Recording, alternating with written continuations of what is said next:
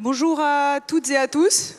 Je suis ravie d'être parmi vous aujourd'hui pour parler d'un sujet ô combien important dans notre société, le travail. Mais avant cela, avant de plonger justement dans le vif du sujet, on va vous proposer de vous familiariser avec l'outil d'interactivité.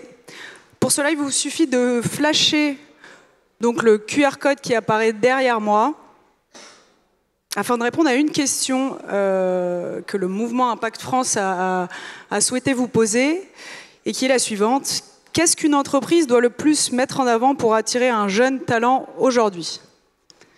Alors je vous laisse un peu c'est une question ambitieuse, je vous laisse un peu de temps pour répondre, et pour vous préciser que ce QR code, il va être là, il va aussi servir pour la dernière partie, les 15 minutes de questions-réponses qui vont suivre à la fin du débat. Est-ce qu'on a déjà un retour sur les réponses que vous nous proposez? Donc, qu'est-ce qu'une entreprise doit le plus mettre en avant pour attirer un jeune talent aujourd'hui? Équilibre pro-perso, sens, excellent. On est en plein dans le thème impact, perspective. Attendons un petit peu, les participants sont en train de taper. Donc le sens est vraiment au cœur de notre table ronde également, puisque ce sera la première thématique que nous allons aborder. Les valeurs, la sincérité, le salaire, un peu en retrait.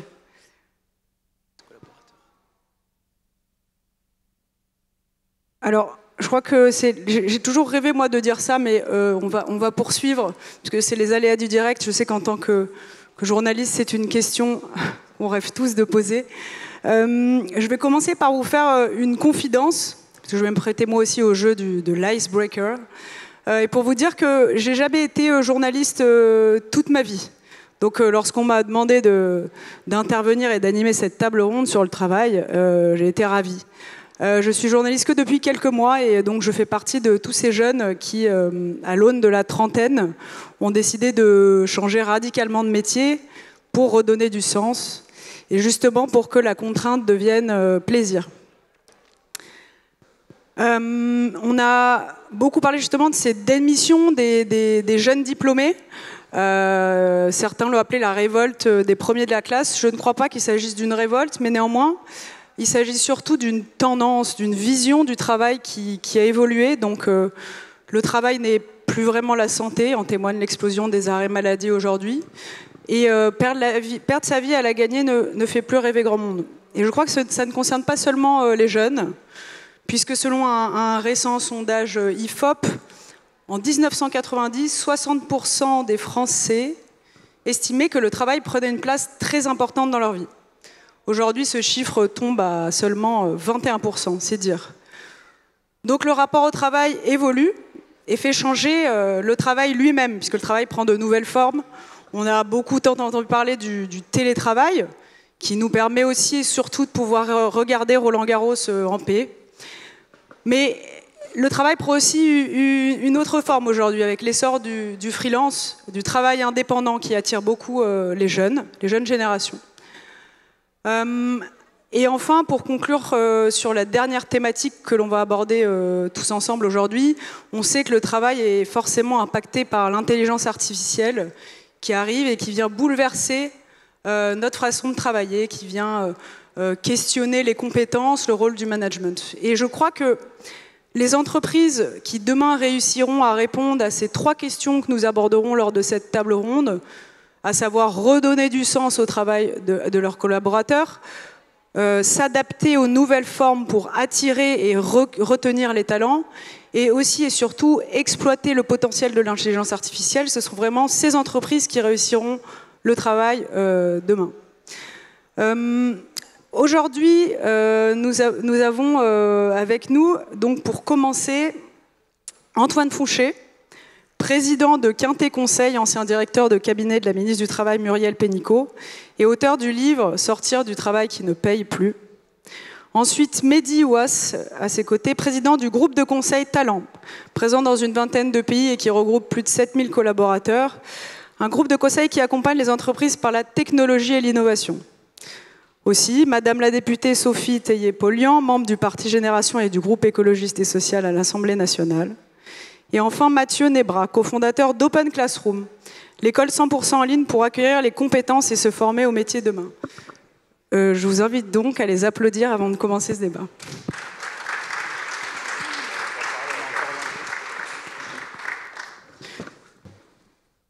Pour entrer dans donc, cette première problématique que je vous ai rapidement exposée, à savoir la quête du sens du travail, qui est aussi ressortie dans le nuage de mots en début de débat, on a longtemps considéré que le travail, c'était vecteur d'identité, d'intégration et de mobilité sociale. Aujourd'hui, le travail semblerait perdre sa place centrale. L'équilibre vie pro, vie perso et la quête de sens prennent de plus en plus le pas sur le carriérisme. Sophie, dans un premier temps, qu'est-ce que cette quête de sens révèle, selon vous, de la transformation actuelle de notre rapport au travail ? Merci beaucoup, merci de l'invitation et de toutes celles et ceux qui sont là pour nous écouter. Moi, je voudrais répondre à votre... moi non plus, je n'ai pas été députée toute ma vie. Mais ce que vous avez dit, ça m'a beaucoup intéressée parce que depuis que je suis députée, je travaille beaucoup en plus sur les questions du travail, mais aussi sur les questions des médias. Et je vois tant et tant de journalistes jeunes qui s'investissent dans cette profession, mais le taux d'abandon, au bout de quelques années, est extrêmement important. Donc ils s'investissent dans cette profession parce qu'ils y trouvent un sens pour participer à la démocratie, à la fabrique de l'information, et on connaît les problématiques de désinformation, de nécessité de lutter contre les fake news, etc., etc. Et malgré ce sens qu'ils trouvent très fortement, et cet engagement, cet investissement, beaucoup arrêtent en raison notamment de conditions de travail et de conditions d'emploi qui juste ne sont pas possibles de faire durer quand on a envie de construire une famille, quand on a envie de s'installer, etc., etc. Donc, bien entendu, je crois... Enfin, en tout cas, cet exemple illustre assez bien le fait. Je n'ai pas en tête le chiffre de jeunes journalistes qui ont une carte de presse et au bout de combien de temps il y a un nombre important qui arrête, mais c'est vraiment extrêmement fort. Et donc, je pense qu'on ne peut évidemment pas penser que le sens peut tout emporter, et on ne peut pas non plus penser que le repli sur des conditions morales et matérielles de vie correctes peuvent suffire. Je crois qu'on a besoin, évidemment, d'un équilibre entre les deux. Moi, j'échange beaucoup avec un député que vous connaissez certainement toutes et tous, qui s'appelle François Ruffin, et on échangeait ensemble sur cette question du sens au travail. Et finalement, lui prône un travaillisme climatique, c'est-à-dire de se dire quoi ? De se dire que dans cette société qui doit affronter le défi de la transition écologique, il y a besoin qu'on se retrouve tous et toutes les manches, la société, envers un objectif commun qui doit être de créer les conditions de cette transition écologique. Et donc, après, chacun peut y trouver du sens dans son propre travail, et ça peut aussi permettre d'avoir une mobilisation collective, parce que pour faire cette transition, il y a besoin d'énormément de travail. Pour créer tous les ateliers de réparation pour lutter contre le fait de mettre à la poubelle un appareil dès qu'il est en panne, de créer tous les ateliers par exemple de rétrofit. Vous connaissez certainement ce fait de garder sa voiture mais de la transformer en voiture électrique. Il y a certainement énormément aussi de travail, d'emploi donc sur la rénovation thermique des logements. Il y a énormément de travail, d'emploi si on veut une agriculture biologique, par exemple, qui se redéveloppe, ça nécessite beaucoup de personnes qui travaillent. Donc ça, c'est le sens aussi qu'on doit retrouver, un sens collectif d'une société qui se mobilise et où il y a 1000 manières de trouver un emploi qui corresponde. Mais cela ne peut pas non plus être uniquement, on ne peut pas vivre d'amour et d'eau fraîche, et on ne peut pas vivre que de sens au travail. Il y a aussi, bien sûr, la question de l'équilibre entre la vie professionnelle et la vie personnelle. Moi, je crois beaucoup au partage du temps de travail, mais plutôt avec non pas forcément une réduction hebdomadaire ou quoi, mais plutôt un partage calculé finalement sur l'ensemble de la vie. Et je crois aussi au fait qu'on ne peut pas aller à son travail de manière véritablement totalement engagée si on n'a pas, c'est un peu basique, des collègues sympas et un minimum d'autonomie aussi dans ce qu'on fait pour pouvoir faire du beau boulot, quoi. Parce qu'on est tous contents, surtout parce qu'à la fin de la journée, on a fait ce qu'on avait prévu de faire, on l'a fait de manière à peu près correcte, on est content du résultat, parce qu'on a eu les moyens pour le faire, parce qu'on a eu l'autonomie pour s'interroger sur par quel chemin passer, par quoi commencer, et puis parce qu'aussi on a eu des interactions qui sont respectueuses, bienveillantes et de collaboration. Donc, sens du travail, environnement de travail, et conditions de travail, bien sûr. On pourra revenir sur la santé au travail et bien d'autres points, mais je ne veux pas être évidemment trop longue. Merci Sophie. Antoine, une question justement sur la transformation de notre rapport au travail. Selon vous, s'agit-il d'un peu d'une crise conjoncturelle ou d'une mutation plus profonde du rôle du travail dans notre société, dans nos vies ? Bonjour à tous, merci beaucoup. Et pour répondre directement à votre question, mon hypothèse c'est que c'est durable, structurel, et que c'est là ces changements de rapport au travail ne sont pas là pour durer quelques années, mais des décennies. Alors qu'est-ce qui permet de dire ça? C'est prendre du recul historique et d'essayer d'expliquer pourquoi est-ce que notre rapport au travail est en train de changer. Vous avez donné les chiffres tout à l'heure qui sont spectaculaires quand même. Il y a 3 fois moins de personnes en 30 ans qui considèrent le travail comme très important. Et l'IFOP fait des enquêtes depuis plus longtemps que ça. Et donc c'est vraiment quelque chose de complètement nouveau. Pareil sur la relativisation du travail. Et donc qu'est-ce qui s'est passé ? Une hypothèse qu'on peut faire, c'est que c'est le travail lui-même qui a changé. Et qu'est-ce qui permet de dire ça? C'est que sur le marché du travail, il y a 2 choses qui sont en train de se passer en France et plus largement en Europe, et qui sont nouvelles, qui ne s'étaient jamais passées depuis 1945, et qui impactent notre rapport au travail. La première chose, c'est que pour la première fois depuis 1945, les gens qui bossent n'améliorent plus leur niveau de vie matériel en travaillant. C'est la première génération qui bosse et qui n'améliore plus son niveau de vie matériel en travaillant. Les gens partent de plus haut qu'avant, mais la spécificité, c'est qu'ils ne montent plus. Le pouvoir d'achat ou la croissance du pouvoir d'achat du travail dans les 30 Glorieuses, c'était 5%. Dans les années qui ont suivi, des années 80 aux années 2010, c'était encore 2%. Donc avec 2% de travail en une vie de travail, on double son niveau de vie.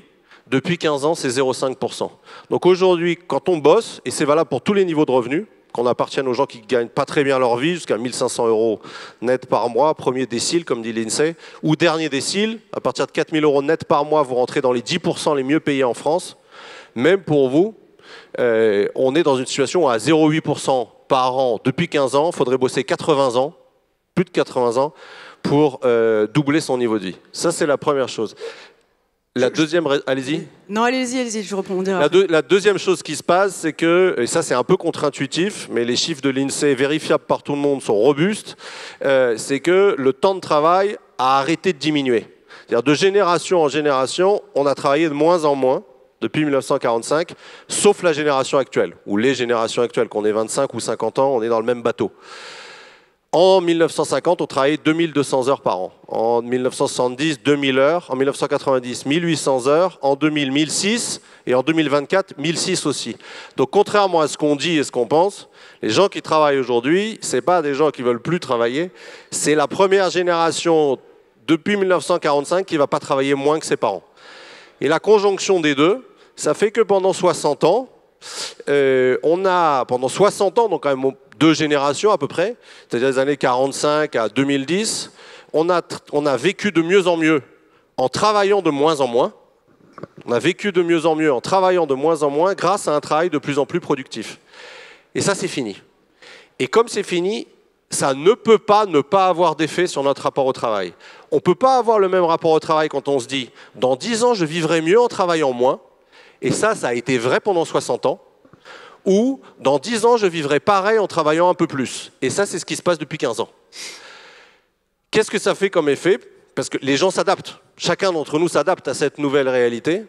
Il y a 3 manières de s'adapter pour aller vite. La première manière, c'est la résistance. Ça consiste à se dire, non, moi je ne veux pas me faire avoir. Je ne rentrerai pas dans cette logique-là. Et une des symptômes, me semble-t-il, de ça, c'est l'explosion des arrêts maladie. Et même si c'est multifactoriel, les arrêts maladie, il faut quand même prendre conscience de l'explosion. Le terme n'est pas excessif. Hein, les arrêts maladie, ils augmentent 12 fois plus vite que la population active depuis 15 ans. Comme par hasard depuis 2010. C'est-à-dire 15 ans, c'est-à-dire depuis que le pouvoir d'achat du travail n'augmente plus, ou quasi plus. La deuxième manière de s'adapter, c'est de se dire si le travail ne permet plus puisque le travail ne permet plus de changer de niveau de vie, il ne sera pas central dans ma vie, ou en tout cas il ne sera pas central dans ma vie comme il a été central dans la vie de mes parents, et c'est toutes les statistiques que vous avez citées sur la relativisation du travail. Si je relativise le travail, ça ne veut pas dire que le travail n'est pas important, ça veut dire que je suis moins prêt à faire des sacrifices pour mon travail. Ça valait le coup de faire des sacrifices quand grâce à son travail on changeait de niveau de vie. Si même en travaillant beaucoup on ne change pas de niveau de vie, ça ne vaut plus le coup de faire des sacrifices. Donc ce n'est pas que la nouvelle génération, les gens aujourd'hui sont plus moraux ou plus équilibrés qu'avant. Ils font le même calcul, mais faire le calcul du travail, ça n'a pas le même sens qu'il y a 30 ans, puisque le travail ne rapporte pas la même chose qu'il y a 30 ans. Et ça, on le voit, ce que vous avez dit, les conciliations vie pro, vie perso, télétravail, etc. Pour moi, tout ça, c'est des symptômes de la relativisation du travail. Puis, troisième manière de s'adapter, après je me tais, c'est l'exigence de sens ou l'investissement existentiel dans le travail.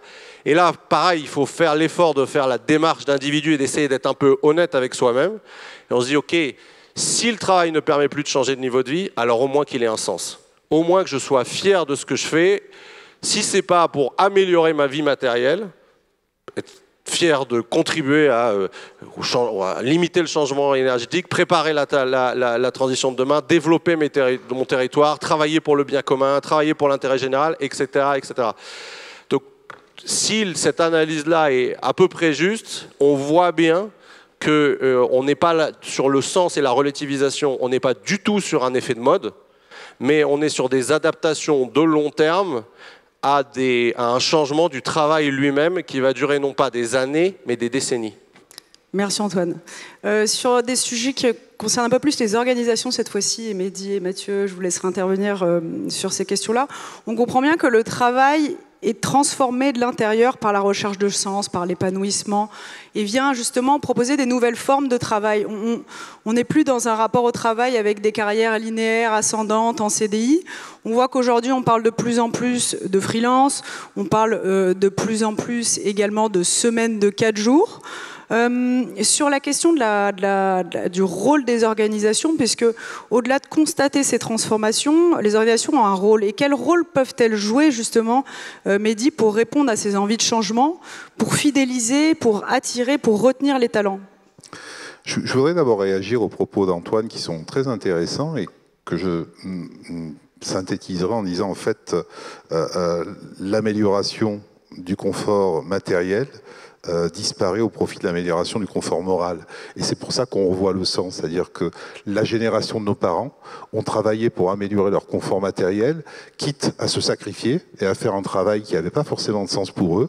Aujourd'hui, on a un niveau peut-être matériel qui est suffisamment élevé, et l'intérêt, il est plus d'améliorer son confort moral que son confort matériel, et c'est ce qu'on revoit et ce qu'on ressent dans nos entreprises. Nos organisations ne sont plus hiérarchiques. Ce sont des organisations qui sont horizontales. La première demande, la première requête de nos salariés, qu'ils soient déjà installés ou qu'ils frappent à la porte pour entrer dans l'entreprise, c'est réellement de savoir quel sens va avoir leur travail, quel impact ils vont avoir sur la société et non pas dans l'entreprise. Et l'entreprise est plus considérée ou vue comme un tremplin pour réaliser des projets qui font sens que réellement un véhicule qui va leur permettre de faire carrière. Ça, c'est ce qu'on observe, c'est la réalité, et on doit non pas résister, mais accompagner cette transformation. Moi, je pense que je fais partie des derniers Mohicans qui auront démarré leur carrière avec un travail et qui finiront leur carrière avec le même niveau de travail.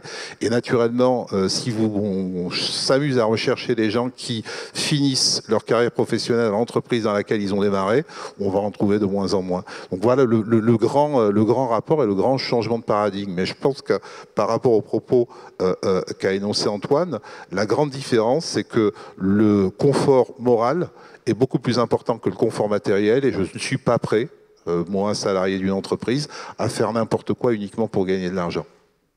Et par exemple, sur la semaine de 4 jours, est-ce que vous l'avez mis en place au sein de votre organisation, ou il y a encore des réticences de la part du management? Comment est-ce que, justement, ces changements sont accueillis? Alors, ce sont des discussions qu'on a entamées. Aujourd'hui, à la limite, le temps de travail, pour moi, n'est pas un métrique fondamentale dans la mesure où je dirige un groupe international de conseil. Ce sont des Bac plus 5 qui sont plus rétribués ou engagés sur du résultat. Et s'ils sont en capacité de réaliser un résultat équivalent en 4 jours ou en 3 jours, moi, j'ai pas de souci, j'ai pas de problème. Et c'est quelque part ce contrat-là qu'on est en train d'essayer de réécrire ou de réinventer avec nos collaborateurs. Donc la semaine de 4 jours, le télétravail. Le télétravail, c'est une forme aussi de confiance. Le télétravail, j'entendais regarder Netflix, non. Moi, je pense qu'un collaborateur qui était en télétravail est un collaborateur à qui je donne une confiance totale et je sais qu'il aura à charge d'apporter sa contribution et si il est capable de le faire en regardant Roland Garros ou en regardant Netflix, ça ne me pose pas de problème et ça ne me pose aucun souci.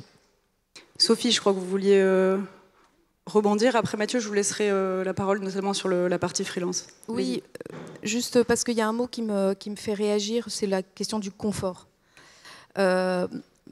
Alors après, ça positivement ou négativement la réaction? En tout cas, ça m'interroge et je dois même dire négativement. Parce que je pense qu'à moins qu'on se dise qu'on parle pour vraiment un certain nombre de salariés assez limités, qui sont dans des postes bien rémunérés et avec une large autonomie, on est aujourd'hui dans une dégradation des conditions de travail, une intensification du travail, une perte d'autonomie dans le travail, notamment avec le management algorithmique qui fait que beaucoup d'agents, d'opérateurs n'ont plus du tout de marge de manœuvre, de capacité en connaissance de ce qu'ils font, de vraiment pouvoir réorienter, etc.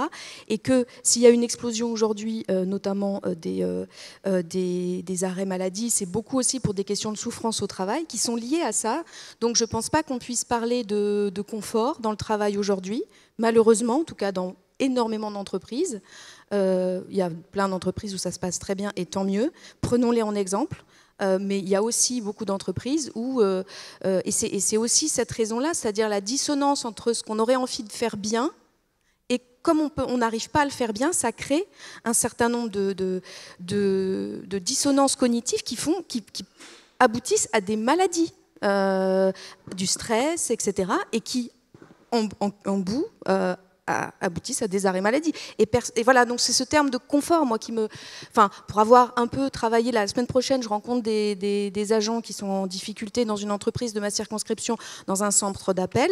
Je ne pense pas qu'on peut parler de confort. J'ai fait une proposition de loi sur les personnes qui font le ménage dans les bureaux. Je ne pense pas qu'on puisse parler de confort. Voilà, mais je pense que c'est important quand même de dire que ça existe et que c'est majoritaire parmi les gens qui sont au travail aujourd'hui.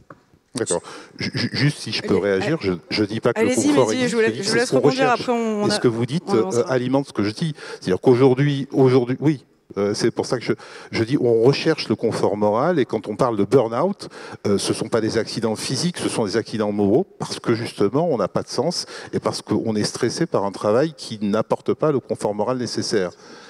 Moral, psychologique si vous voulez. Sur la question du... Alors je fais un petit pas en arrière, excusez-moi Mathieu, justement on rentre dans une question, enfin un sujet extrêmement important justement sur le problème des travailleurs pauvres qui restent pauvres et ça rejoint aussi ce que disait Antoine au début sur ces problèmes de valorisation du travail.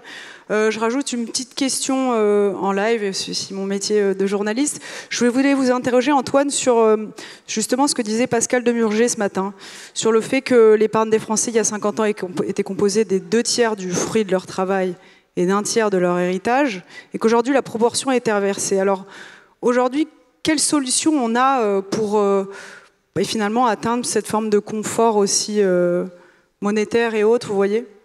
Puisque ce matin, lors d'une table ronde, on a beaucoup parlé de baisser la fiscalité du travail, de passer de la TVA sociale pour financer notre modèle social, mais comment rendre plus de confort aux travailleurs ?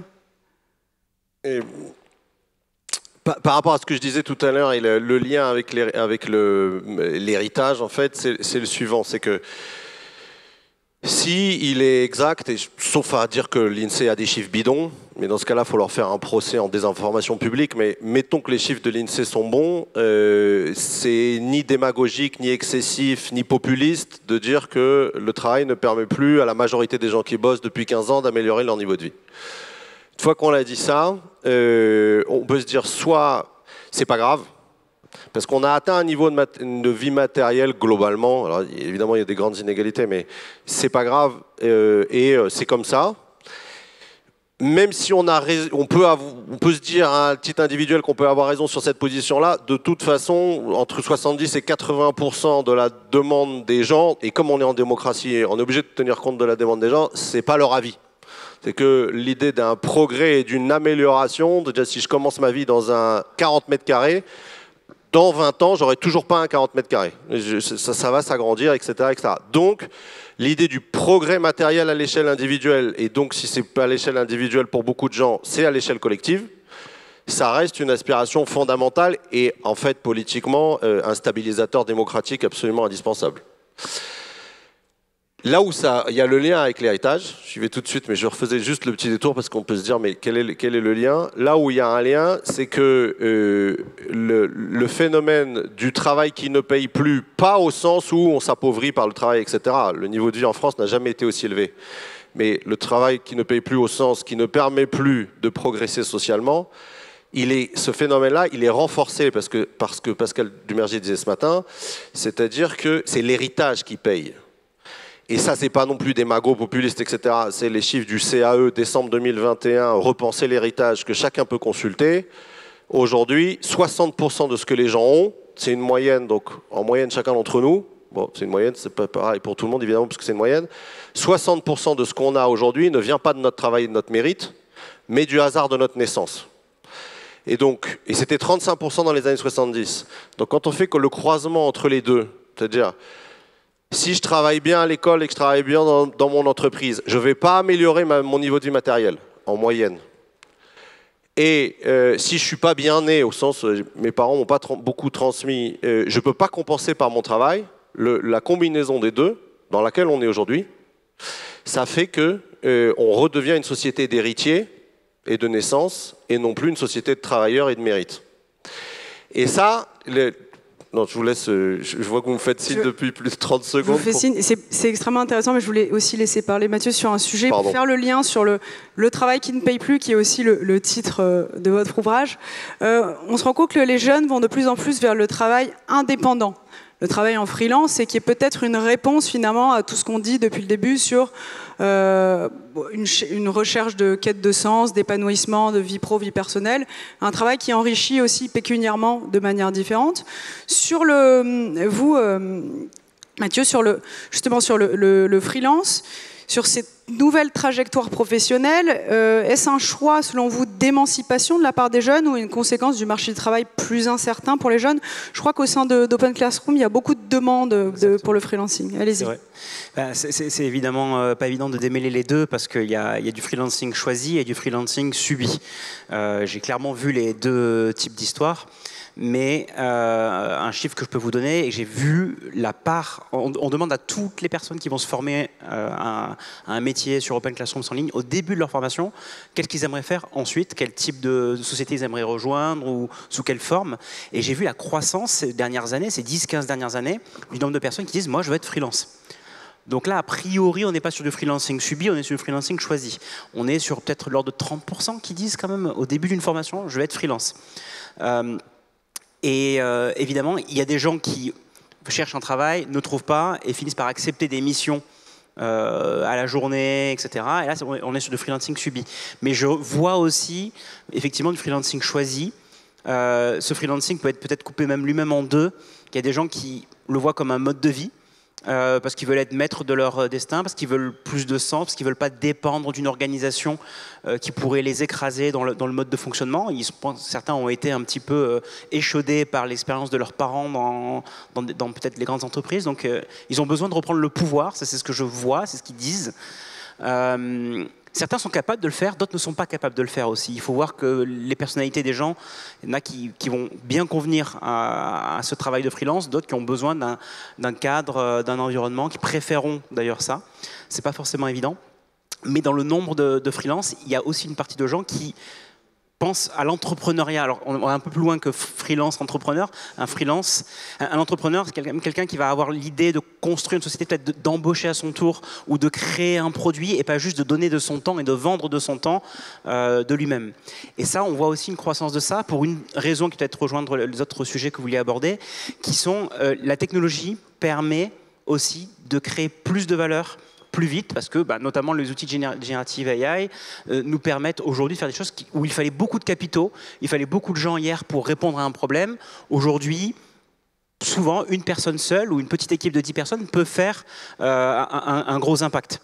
Donc les gens ont aussi commencé à intégrer ça, et puisqu'on rejoint la question de la création de la valeur et de la richesse, consciemment ou inconsciemment, ces gens-là se disent: mais en fait, si je veux créer de la valeur, si je veux créer du patrimoine, il va falloir que je crée une société que je vais pouvoir valoriser. Et ce n'est pas en additionnant mes 2-4% d'augmentation de salariés, de salaire annuel, que je vais arriver là où je veux aller. Donc, en fait, ils se disent, mon raccourci, c'est de créer une entreprise. C'est un peu différent du freelance. Il y a le freelance mode de vie, j'en ai rencontré plein qui me disent, moi, ça me va, j'ai pas besoin de gagner beaucoup, mais ils vont gagner quand même pas mal leur vie, ceux qui le font bien, mais ça va être, on va dire, stable et plat, alors qu'il y en a qui veulent vraiment faire ce projet un petit peu exponentiel d'une entreprise qu'ils rêvent de revendre pour créer un patrimoine. Merci Mathieu. Sur la question de la technologie, justement, qui va nous permettre de passer à la dernière partie de la table ronde, sur l'intelligence artificielle, sur cette dernière thématique, sans sortir nos boules de cristal et faire nos Madame Irma pour prédire quel type de métier en particulier va disparaître avec l'IA, ce qu'on va chercher à comprendre, c'est dans quelle mesure l'IA constitue un défi, mais surtout un potentiel de croissance pour les entreprises. La première question, sur la question des compétences et la question de l'organisation aussi, Mehdi, comment est-ce que vous préparez vos équipes à l'arrivée de l'IA générative dans les organisations, que c'est quelque chose qui est déjà présent, et comment l'utiliser comme une potentialité de croissance? Alors, je commençais par dire que de mon point de vue, on a la chance de vivre une période technologique extraordinaire. C'est-à-dire qu'on a des technologies qui sont des technologies de rupture, qui ne vont pas uniquement nous permettre de mieux faire ce qu'on faisait hier, mais de le faire différemment et de changer de paradigme. Équivalent à la révolution qu'on a connue avec la machine à vapeur dans le 19e siècle ou la révolution avec l'arrivée de l'électricité au 20e siècle. Ça veut dire que petit à petit, les entreprises vont commencer à améliorer leur productivité, améliorer leur process, avoir plus de résilience pour se tourner vers de l'innovation et changer complètement de paradigme. Donc des métiers vont disparaître, des métiers vont apparaître et vous allez avoir deux types d'entreprises, celles qui vont résister en se disant non, je refuse que le métier disparaisse et je refuse que la technologie remplace tel ou tel type de process, et celles qui vont accompagner naturellement la transformation. Est-ce qu'il y a un retour en arrière possible? Je ne pense pas. Est-ce qu'il y a des dangers? Oui. Danger certain à une mauvaise utilisation non éthique de cette technologie, au fait que cette technologie doit avoir un impact positif sur l'humain, au fait que cette technologie ne doit pas remplacer l'humain mais l'augmenter, le délester de toutes les tâches qui sont difficiles. C'est une technologie qui attaque naturellement les tâches plutôt morales que les tâches physiques, et c'est là que c'est plus compliqué et plus difficile à aborder ou à appréhender. Et puis c'est une technologie qui brasse des informations par quantité immense, et donc qui nous amène et qui nous font, qui met en valeur tous les biais que peuvent comporter ces algorithmes. Et on a aujourd'hui deux modèles qui nous prennent en étau. Le modèle américain, tout vers le business, et puis le modèle chinois, tout liberticide. Et je pense qu'on a une troisième voie à écrire ou à élaborer en France et en Europe, qui est celle de l'utilisation de cette technologie de manière responsable, inclusive, avec un impact positif pour l'environnement et pour la société. Mathieu, c'est pour moi un des sujets les plus importants de nos sociétés, avec l'environnement, pour être très clair. Un enjeu majeur, et je ne peux pas assez insister dessus, parce que je pense que c'est extrêmement complexe pour la plupart des gens de comprendre ce qui est en train de se passer. L'intelligence artificielle évolue extrêmement vite. de façon exponentielle. C'est-à-dire que ce qu'on ne peut pas faire hier, on peut le faire aujourd'hui et on pourra faire des choses qui nous dépassent encore plus demain. Pour intégrer la notion d'exponentielle, c'est vraiment dur pour la plupart des gens. On m'avait fait une devinette un jour, on m'a dit, vous voyez le Stade de France, si on met une goutte par seconde et on double à chaque seconde 2 fois plus de gouttes qu'on fait tomber dans le... Donc une goutte, puis 2 gouttes, puis 4 gouttes, puis 8 gouttes dans le Stade de France. À votre avis, combien de temps il faut pour remplir le Stade de France à ras-bord? Là, la question est ouverte, on pourra la poser à la fin de nouveau, mais allez-y. C'est une question, voilà, mais ça donne, la réponse, elle n'est pas vraiment intuitive, c'est genre 45 secondes pour remplir. Donc ça va très très vite, parce qu'au début, ça met beaucoup de temps, et ensuite d'un coup, ça explose. L'intelligence artificielle, c'est aussi ça, en termes de compétences. Et donc la transformation des compétences et des métiers est en train de nous surprendre, et lutter contre l'évolution technologique, ça je pense c'est absolument pas possible, à moins de se retrancher dans une forêt à espérer voilà, de pour rien faire. Mais par contre, il y a un vrai enjeu de souveraineté qui, moi, me fait peur. Je ne suis pas quelqu'un qui a la tendance à beaucoup employer ce mot, mais pour avoir étudié la question, maintenant je me dis, en fait, les décisions, la société en elle-même va être définie beaucoup par ces algorithmes. Si ces algorithmes, on ne les a pas maîtrisés, on va tout simplement être les vassaux des pays qui les gèrent. Donc, je tiens à insister là-dessus, c'est extrêmement important. Allez-y Sophie, je crois que vous vouliez rebondir. Oui, sur l'intelligence artificielle, je ne peux que vraiment souscrire à vos propos sur le fait qu'il y a 2 enjeux génériques majeurs. D'abord, c'est espérer, et je dirais même militer, pour que l'Union européenne ne cède en rien sur toutes les réglementations qu'elle a mises en œuvre, qu'elle a adoptées sur les géants du numérique et également sur l'intelligence artificielle. On a une réglementation qui est une première mondiale, une force. Évidemment, les États-Unis veulent qu'elle ne se mette pas en place. Et là, il y a là un enjeu majeur. Deuxième point, dans les entreprises, je crois qu'on doit se poser la question de l'utilisation, notamment de l'IA générative, en termes de coûts énergétiques, parce qu'il y a quand même cette dimension qui doit être mise en œuvre. Il faut l'utiliser à bonne... Là, de toute façon, on ne va pas faire comme si ça n'allait pas se mettre en place. Cette révolution technologique, elle est en œuvre. Mais il faut l'utiliser à bon escient parce que ça a un coût de consommation d'énergie extrêmement important. Et troisièmement, si des gains de productivité sont dégagés, comment sont-ils répartis? Et notamment pour faire en sorte que celles et ceux qui doivent s'adapter puissent le faire. Comment faire aussi en sorte que la décision humaine soit maintenue toujours aux étapes clés, parce que sinon, on le sait, on a une dérive éthique majeure qui peut arriver dans toutes les organisations. Ça nous permet d'aborder la dernière question que je voulais vous poser sur l'intelligence artificielle, sur justement ce besoin d'encadrement par l'humain. On l'a vu qu'avec l'AI Act, l'Union européenne en 2024 a demandé à ce que les algorithmes qui concernaient les ressources humaines aient toujours une supervision de la part de l'homme, puisque c'est considéré comme un secteur critique. Donc la dernière question que je vais vous poser, je crois que Mehdi, vous avez déjà mis en place ceci au sein de votre organisation. Quels cadres éthiques et réglementaires doivent être mis en place justement pour mieux encadrer l'IA, que ce soit au sein de la société, mais aussi au sein des organisations? Allez-y, Mehdi. Alors, ça doit être une prise de responsabilité collective et individuelle. Et c'est vrai qu'aujourd'hui, moi, j'arrive avec 2 casquettes. Je suis président fondateur d'un groupe qui est spécialisé dans ce domaine d'activité, mais je suis aussi administrateur de notre syndicat patronal qui est Nouméum et qui regroupe toutes les métiers du numérique en France. On a lancé naturellement une charte et un serment, on a appelé le serment de Plutarque. Plutarque, le philosophe grec qui a passé toute sa vie à étudier et à philosopher sur l'éthique, de manière à ce qu'à toutes les étapes, quelle que soit l'implication et l'engagement que l'on peut avoir dans la définition, l'élaboration, la maintenance d'un algorithme, on le fasse en se posant des questions éthiques avant de se poser des questions de progrès et de modernisation. Ça, c'est le premier point.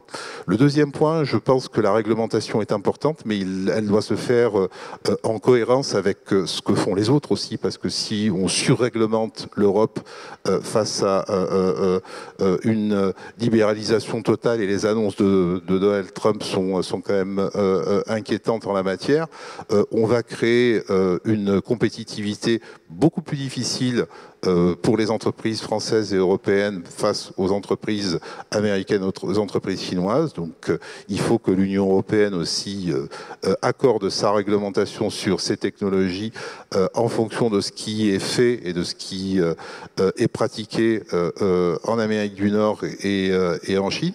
Et moi, je mettrais plus la bataille sur réellement le curseur éthique dès le départ, au niveau de l'éducation, très tôt, au niveau de la formation de base, et puis naturellement au niveau de la formation continue, comme est en train de le faire Open Classroom, parce que le changement permanent de métier va imposer une réorientation, une réadaptation en rescaling, et ça sera l'occasion de réaffirmer les valeurs qui sont les nôtres. Justement, un chiffre là-dessus, sur toutes nos formations, on a été obligé de transformer le contenu de l'ensemble des métiers qui n'ont rien à voir forcément avec l'IA, hein. Environ 30% du contenu a changé. Là, depuis l'année dernière. C'est-à-dire qu'on a repris toutes les formations et en fait, il y a déjà 30% en un an qui a changé parce qu'on était obligé d'adapter les compétences qu'allaient acquérir les étudiants. Et je voulais juste rebondir sur la partie réglementation qui est évidemment importante, mais il y a plus fondamental encore que la réglementation. Il faut que l'IA, ça soit la nôtre. Ça ne sert à rien de réguler les IA d'autres si on n'a pas notre IA. Et nos data centers, et c'est pas juste le matériel, c'est aussi le savoir-faire technologique, c'est le savoir-faire software en fait qui est essentiel. Exactement. Il faut qu'on reprenne notre indépendance technologique en fait. Et c'est déjà tard. Voilà, il y a urgence. Il nous reste une petite minute avant de passer aux questions avec le public. Est-ce que l'un de vous souhaite avoir le mot de la fin? Sinon, je peux me permettre de conclure. Je voulais vous remercier d'avoir pris du temps pendant ces vacances estivales pour échanger avec moi sur les différentes thématiques qu'on a pu aborder, qui sont donc passées du sens du travail, des nouvelles formes de travail, de rapport du travail, des questions à la fois philosophiques et plus organisationnelles au sein des organisations que vous représentez. Une première question, je vais ouvrir le débat avec le public pour les 15 prochaines minutes. C'est vrai qu'on a parlé beaucoup des métiers de service. On est rentré vraiment sur voilà, les questions de technologie et autres. Mais quel est, selon vous, sur l'évolution du travail dans les territoires, les autres secteurs, pas forcément les secteurs de métiers de service, quid de l'emploi des seniors? Comment, la dernière question de Anonymous, puisque la personne n'a pas souhaité donner ni son nom ni son prénom, comment redonner de la valeur au travail, au lien social et à la transmission? Ça fait beaucoup de questions à la fois. Mais une d'elles sur lesquelles je pourrais peut-être donner un élément de réponse. Oui, c'est vrai qu'on a l'impression qu'on parle que des métiers parisiens de service et qu'il y a des métiers, d'autres métiers qui sont moins des métiers de service. Mais ils sont tous quand même impactés par les évolutions technologiques directement ou indirectement. Et ils vont l'être encore plus dans les années à venir, parce qu'on n'en parle pas, mais la révolution robotique est en train d'arriver à la vitesse de la lumière. Et ce que les robots ne pouvaient absolument pas faire il y a encore quelques années, ils commencent à arriver à le faire. Enfin, c'est assez hallucinant. Donc, ça concerne. Ce que je veux dire, c'est que l'évolution technologique sur la deuxième partie concerne vraiment tout le monde. Et si ce n'est pas le cas, ça va être très très vite le cas. Sophie, je crois que vous vouliez rebondir sur cette question de rapport peut-être au territoire, à l'emploi des seniors ou autre. Oui, je voulais réagir parce que peut-être effectivement on a un peu donné ce vision trop centrée.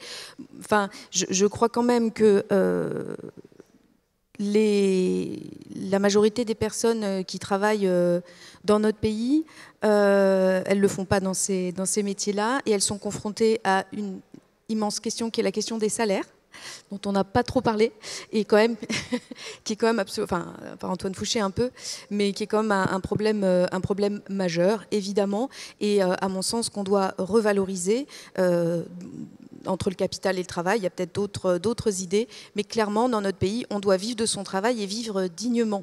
Ça, c'est quelque chose d'absolument essentiel. Et en raison du développement de la précarité, on a quand même énormément de travailleurs pauvres. Moi, je suis quand même le débat politique depuis plusieurs décennies. On parlait, en montrant du doigt l'Allemagne, il y a quelques années, de ces travailleurs pauvres. Ils sont maintenant un immense nombre de personnes dans notre pays, de gens qui ont plusieurs contrats et qui courent de l'un à l'autre sans arriver à vivre dignement de leur travail. Et ça, évidemment, c'est quand même absolument central. Je crois qu'on a reçu une question directement adressée à Monsieur Fouché et à Madame la députée par rapport au discours qu'il y a eu hier au MEDEF, qui consistait essentiellement à dire que le travail coûtait trop cher sans augmenter le pouvoir d'achat des Français. Sur la famille et la santé ne relevaient plus du travail, il propose de faire basculer ces cotisations vers une TVA sociale, donc d'enlever les cotisations propres au travail pour financer notre modèle social vers la TVA sociale. Et qu'en pensez-vous, Antoine? Je crois que vous aviez été prise à partie directement par un membre du public, Anonymous de nouveau. Toujours. J'ai le droit de faire un petit détour de 2 minutes pour répondre à la question? Allez-y, allez-y. Si le travail ne permet plus d'améliorer notre niveau de vie, il y a 3 raisons. Et ça va permettre de répondre à la question, pour savoir si ça répond à une raison. Parce que si ça répond à aucune des raisons, ça ne sert à rien de faire ce qui est proposé. La première raison, c'est notre désindustrialisation. Parce qu'on a fait la pire d'Europe, on n'en a pas forcément compte, on n'en a pas forcément conscience, pardon, mais on a fait la pire désindustrialisation d'Europe. Or, c'est dans l'industrie qu'il y a les gains de productivité les plus forts, donc les progressions salariales la plus forte. Donc, vous n'avez aucun pays dans le monde où l'industrie est à moins de 10% du PIB et dans lesquels les salaires progressent pour la majorité des gens. Ça n'existe pas et ça ne peut pas exister mécaniquement. La deuxième raison, c'est qu'on est devenu un peuple moyennement compétent. Je suis désolé, c'est pas très réjouissant, mais qu'est-ce qui permet de dire ça? C'est les études PISA et PIAC, c'est-à-dire qui évaluent les compétences soit des enfants, enfin, ou des élèves en l'occurrence, soit des travailleurs, des actifs, et dans les 2 cas, on est 25e. Il y a 20 ans, on était dans les 10 premiers. Et donc évidemment, avec la mondialisation, le capital et les investissements, ils vont davantage, ou l'innovation, elle se fait davantage là où les gens, relativement aux autres, sont mieux formés, mieux éduqués, plus compétents. Et là, on a décroché pile poil au moment où il ne fallait pas décrocher. Parce qu'on jusqu'à présent, on avait été bon jusqu'à la fin du XXe siècle. Et la troisième raison, c'est qu'on a financé notre modèle social essentiellement par le travail, contrairement à d'autres pays. Aujourd'hui, en moyenne, quand vous gagnez 100 € en travaillant en France, vous en gardez 54. Il y a 30 ans, vous en gardiez 60. Il y a 50 ans, vous en gardiez 69. Donc il y a une conjonction de 2 choses qui est que les salaires progressent de moins en moins vite et la part de salaire que les gens gagnent et qui gardent pour eux est de plus en plus faible. C'est ça qui fait que le travail ne paye plus. Alors, est-ce que la proposition permet d'y répondre? Oui, mais pas comme dit le MEDEF. C'est-à-dire que, pourquoi je dis ça? Oui, parce que à court terme, pour retrouver un travail qui permet d'améliorer son niveau de vie, il faut réindustrialiser et redevenir un peuple compétent. Pardon de le dire comme ça, c'est un peu violent, mais ça met 20 ans. Donc ça ne viendra pas demain matin, ni à la prochaine élection, ni à la suivante. Et on ne peut pas dire, écoutez, on attend 20 ans pour que les salaires progressent à nouveau rapidement. Qu'est-ce qu'on peut faire à court terme? On peut réduire la part entre ce que les gens gagnent et ce qu'ils gardent pour eux. Donc la différence entre 100 et 54 dont je parlais tout à l'heure. Mais pour faire ça, ensuite, il y a 2 manières de faire ça. Soit l'argent qu'on collectait sur les salaires, on ne le collecte plus et on baisse les dépenses publiques. Mais pour faire ça, il faut changer de modèle social. Il faut dire la vérité aux gens. Par exemple, baisser les retraites de 30%. Ça fait à peu près 100 milliards d'euros d'économie. C'est à peu près l'ordre de grandeur. Soit on maintient notre modèle social et on a en même temps un travail qui paye, mais dans ce cas-là, il faut financer notre modèle de protection sociale autrement ou un peu moins par le travail et un peu plus par autre chose. Et dans les autres choses, là où le MEDEF a raison, enfin l'idée elle n'est pas nouvelle, hein, ça date de Jean Arthuis 1993, donc ça fait à peu près 40 ans, c'est la consommation. Et là où c'est intelligent, c'est que aujourd'hui, notre modèle social, il est essentiellement financé par 28 millions de gens, qui sont les 28 millions de gens qui bossent sur les 68 millions de Français. La TVA, elle est payée par 68 millions de Français et 100 millions de touristes. Donc vous avez d'un côté une assiette où il y a 168 millions de personnes qui payent, et d'un autre côté où il y en a 28 millions. Comme aurait dit ma grand-mère, c'est un peu ballot de mettre l'essentiel de la charge sur 28 millions de personnes, alors qu'on peut la mettre sur 5 fois plus de personnes. Évidemment, ça pose la question parce que la TVA, c'est un impôt injuste, puisqu'il pèse plus, proportionnellement, sur ceux qui gagnent moins d'argent. Mais là, il y a une des réponses à ça, qui est qu'évidemment, on peut faire varier le taux de TVA en fonction du panier de consommation. On a 4 taux de TVA aujourd'hui, rien ne nous empêcherait, petite fight avec l'Europe, mais c'est faisable, rien ne nous empêcherait de baisser la TVA sur les paniers de première nécessité et de l'augmenter sur les biens consommés davantage par les ménages les plus aisés pour répondre à la critique. Mais là où le MEDEF se trompe, c'est que ce qu'il propose, si j'ai bien lu hier, c'est d'augmenter la TVA en échange d'une baisse de cotisation patronale et pas salariale. Et là, quand il fait ça, il ne comprend rien au fait que le travail ne paye plus. Parce que s'il veut baisser les cotisations patronales, le salaire net n'augmente pas, donc ça ne change rien pour les gens qui travaillent, mais ils prennent la hausse de la TVA. Donc, ils prennent des prix plus chers sans augmentation de salaire. Donc, ce n'est pas les cotisations patronales qu'il faut baisser pour augmenter la TVA, c'est les cotisations salariales ou la CSG. Et là, on voit tout de suite, et après je me tais, que si on baisse par exemple les cotisations salariales de 10 points, ou si on supprime la CSG sur les revenus d'activité, les 28 millions de gens qui bossent, 20 millions de salariés, 5 millions de fonctionnaires, 3 millions d'indépendants, et qu'on augmente la TVA de 3 points, tous les gens qui bossent, y compris les smicards, ils vont gagner de l'argent. Parce qu'ils vont avoir une hausse de 10% de leur salaire net et une augmentation des prix de 3%. Donc ça fait pour tout le monde un travail, pour ceux qui travaillent, un travail qui paie davantage. Qui c'est qui trinque dans ces cas-là? C'est les personnes qui gagnent leur argent autrement qu'en travaillant, les retraités, les rentiers et les héritiers. Merci Antoine, merci pour ces approfondissements. Sophie, je crois que vous vouliez rebondir sur cette question. Oui, bah évidemment, puisque c'est une question qui revient effectivement régulièrement dans le débat. Donc, bon, ce n'est pas très étonné que le MEDEF veuille baisser le coût du travail. Bon, voilà, ça revient régulièrement de différentes manières. Donc, bon, je pense que effectivement, si on souhaite préserver le modèle social de notre pays et continuer à avoir sur nos frontons le mot liberté, égalité, fraternité, il faut peut-être qu'on se pose la question du financement de notre modèle social. Moi, tout à fait personnellement, et dans mon parcours politique, je n'ai jamais considéré qu'il fallait en rester à tout jamais au financement de la sécurité sociale uniquement sur le travail. J'ai fait la campagne de Benoît Hamon qui proposait la taxe robot pour financer la précédente. Donc, pourquoi pas des taxes et pas des cotisations sociales dans une grande remise à plat du financement de notre modèle social. Mais certainement pas sur la base de la TVA qui est, et je ne reviendrai pas sur cette démonstration, la plus injuste qui soit, la taxe qui est quand même anti-redistributive au possible. Par contre, moi, ce que je voudrais quand même dire, c'est qu'il faut aussi qu'on s'interroge sur notre État, à quoi il sert et qu'est-ce qu'il finance. La part des impôts payés par les ménages n'a cessé de progresser, des impôts et taxes, de tout prélèvement. La part de participation des entreprises, elle a diminué.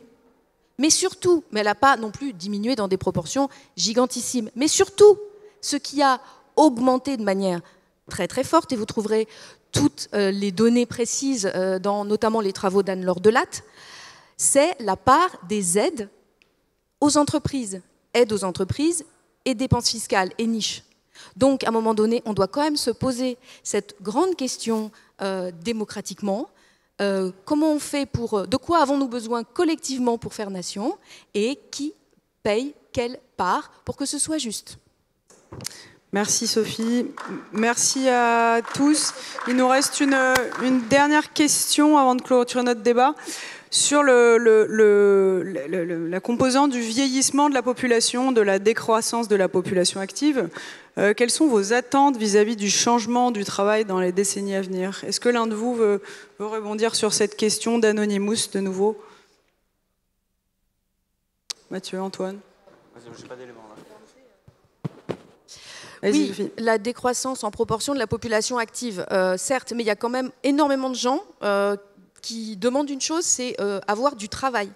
Et je crois aussi qu'il y a énormément de choses à faire pour améliorer notre société. La société du lien, s'occuper de nos aînés. Je parlais tout à l'heure du travaillisme climatique avec ces gisements d'emplois absolument hallucinants qui sont là et dont on a absolument besoin. Donc je pense qu'il faut être dans le cadre d'une croissance de transition écologique, c'est-à-dire qu'il faut s'orienter vers le fait que tout le monde puisse participer à cette transition par le travail et par des salaires justes et dignes.